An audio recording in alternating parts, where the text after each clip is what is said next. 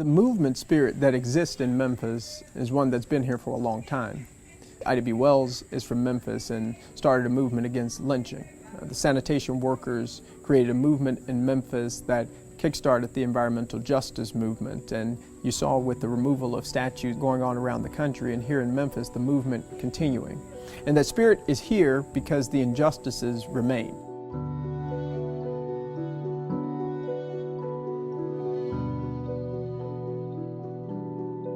Those statues to me represented the racism and inequities that exist for Black people. How can we tell a Black child that they matter or that their lives are important to the people around them when they've got to ride past one of the most notorious slave traders in the South, Nathan Bedford Forrest? It was an equestrian monument that stood on a huge pedestal which overlooked not only the park, but I would say the surrounding area. So it really cast a huge shadow to say that this is Nathan B. Forrest, former general of the Confederacy, first Grand Wizard of the Ku Klux Klan, and you're still in the South, and the Confederacy shall rise again. Not far from where we're sitting right now, there used to stand Jefferson Davis, who was president of the Confederacy. A statue of him stood in the middle of the blackest city in Tennessee. I launched Take 'Em Down 901, and we met, and 300 people came out, and from there, we built a movement. They changed the names of the parks. So we went from Forest Park to Health Sciences Park, and we went from Confederate Park to Memphis Park.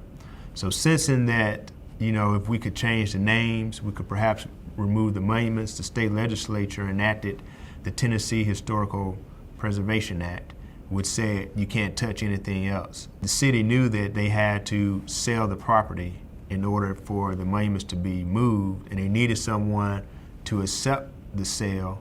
That sort of started the formation of Memphis Green Space.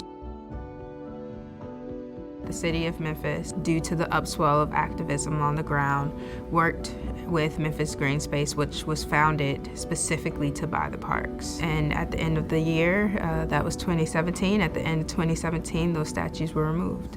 We want to thank the Creator for allowing us to be here today to celebrate Juneteenth. Everybody say Happy Juneteenth! On Juneteenth, we had a celebration at the Health Sciences Park, and we had a celebration at the Memphis Park. Where the story once was, here's Jefferson Davis in Confederate Park, Nathan B. Forrest in Forest Park, you now had two wonderful Juneteenth celebrations celebrating all of the potential of where we could go as a community.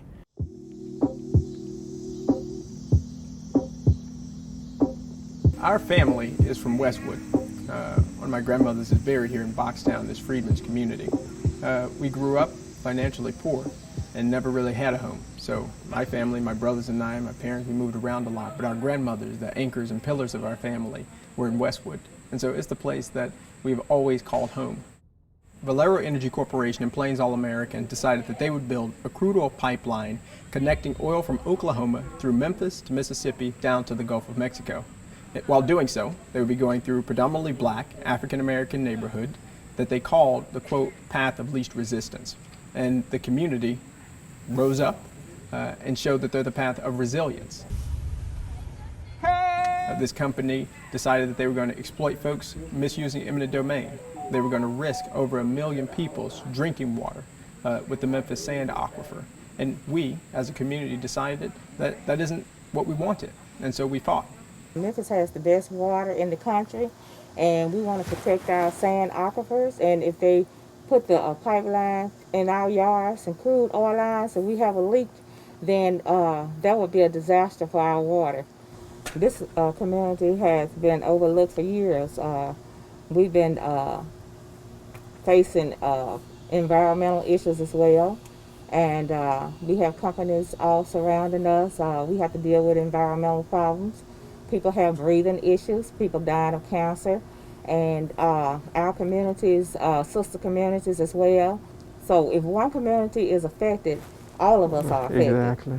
The movement is for the cause and the purposes, but it's also the people, and that there's a kinship, I think, amongst the community that we're able to use in the fight that keeps us going when we get tired.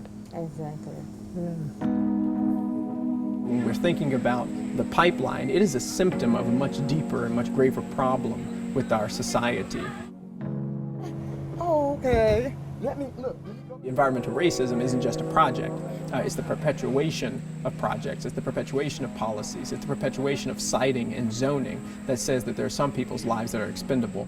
These communities have now become the locations for corporations to exploit. We've been here all our lives, and to run a pipeline through here. What if something happens? What if one of the pipelines bursts on your property? That's it, it's null and void then. They've been taken from down in this community forever. See what I'm saying? But we pay the same amount of taxes as people in Germantown, North Memphis, but they don't give us no respect for the money they take from us. We love this community just like they love their community. So why you want to kick us to the curb and say we don't have a voice and take what you want? We got to stick together, fight for what's right, and don't let nothing stop you from doing it. Until we grapple with the history of why Nathan Bedford Forrest or these other Confederate generals are being recognized and put on pedestals quite literally in our society, we're going to continue to have fights that at their root deal with racism. And this fight against the pipeline is no different than those struggles. Oil refineries, disproportionately in black communities. Those two are relics of white supremacy and injustice that we haven't grappled with as a society, and so we think these things are common or natural, but they are not. They do not belong. They should not be there. And as long as we think about people as expendable, whether that's their history or their land or their water, we will not create the communities that we need.